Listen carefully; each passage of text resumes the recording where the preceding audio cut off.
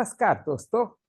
पिछले वीडियो में मैंने एक सिंपल तरीका बताया था मेमोरी बढ़ाने का कि नोट्स कैसे बनाएं ताकि जो हमने पढ़ा वह शॉर्ट टर्म मेमोरी से लॉन्ग टर्म मेमोरी में जाए।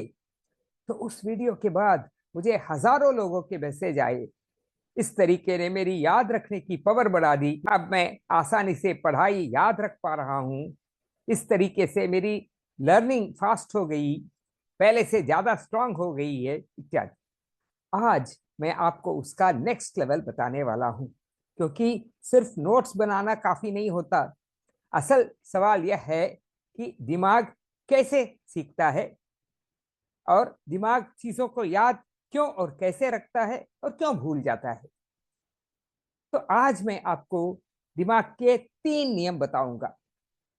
रूल नंबर 1, सोचोगे तो सीखोगे, केवल पढ़ोगे तो भूल जाओगे।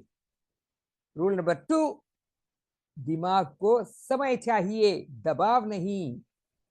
और रूल नंबर 3, दिमाग भावनाओं से सीखता है। अगर आप इन 3 रूल्स को समझ गए ना, तो पढ़ाई बोझ नहीं रहेगी। तो चलिए इन पर चर्चा करते हैं। सबसे पहला आता है रूल नंबर 1, सोचोगे तो सीखोगे, केवल पढ़ोगे तो भूल जाओगे। देखिए, अधिकांश बच्चे क्या करते हैं, किताब खोलते हैं, लाइन पढ़ते हैं, अंडरलाइन करते हैं, दोबारा पढ़ते हैं इत्यादि, और 2-4 बार करने के बाद सोचते हैं मुझे आता है।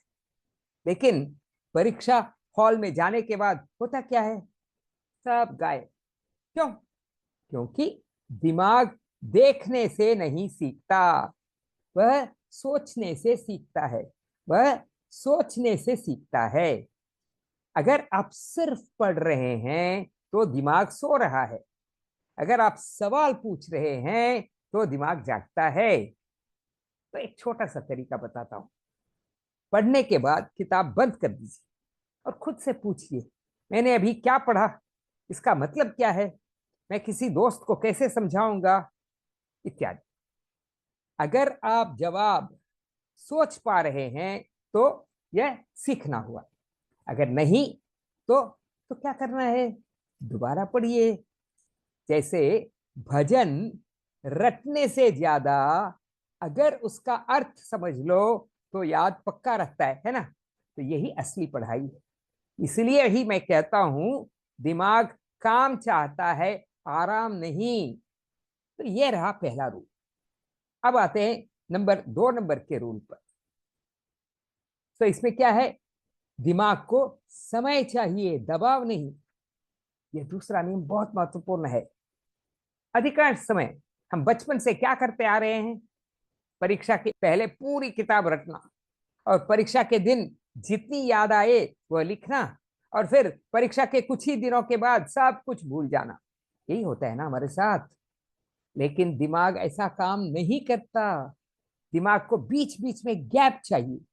जैसे दही जमाने के लिए समय चाहिए ना, या बीज को अंकुर बनाने में समय चाहिए। पिछले वीडियो में जो तरीका सीखा आपने कि लेफ्ट पेज, राइट पेज और रिवीजन, वह इसी नियम पर आधारित था। अब इसे थोड़ा सरल बनाते हैं।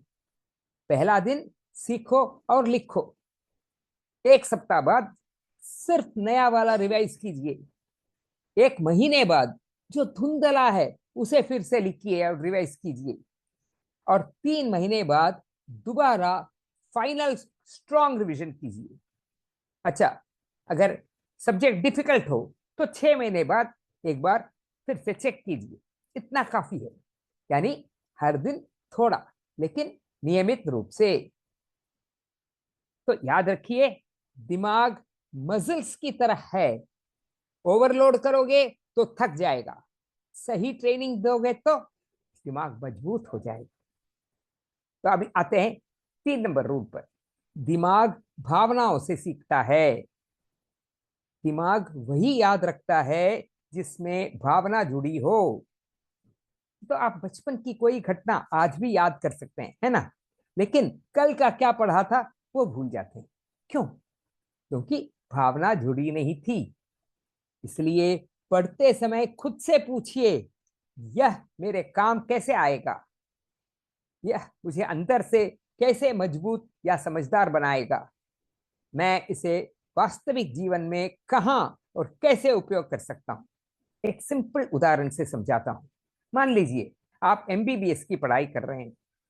तो जब आप पढ़ते हैं तो आपकी समझ किताब के अक्षर तक सीमित नहीं होती, वह रोगी के स्वास्थ्य को समझने के लिए होनी चाहिए। मतलब जब अर्थ जुड़ता है तो याद अपने आप हो जाती है। अब इन सब बातों को जोड़कर पूरा सिस्टम समझ लेते हैं। आपने पहले वीडियो में जो तरीका सीखा था कि आपने जो जाना वो लेफ्ट पेज पर, जो नया या कठिन लगता है वो राइट पेज पर, वो सिर्फ नोट्स बनाने की टेक्निक नहीं थी, वह दिमाग को ट्रेन करने की प्रक्रिया थी। जब आप राइट पेज को बार बार रिवाइज करते हैं तो आप दिमाग को सोचने के लिए मजबूर करते हैं, तो याददाश्त धीरे धीरे मजबूत बनती है। तो यही है एक्टिव लर्निंग। फिर आता है एक्टिव सोच, खुद से सवाल पूछना, जीवन से कनेक्शन बनाना। और फिर समय का अंतर में रिवीजन। जब आप 7 दिन, 1 महीना, 3 महीना इत्यादि के गैप में दोहराते हैं तो दिमाग को सही समय मिलता है चीजों को पक्का करने का। तो यही है नेचुरल मेमोरी बिल्डिंग।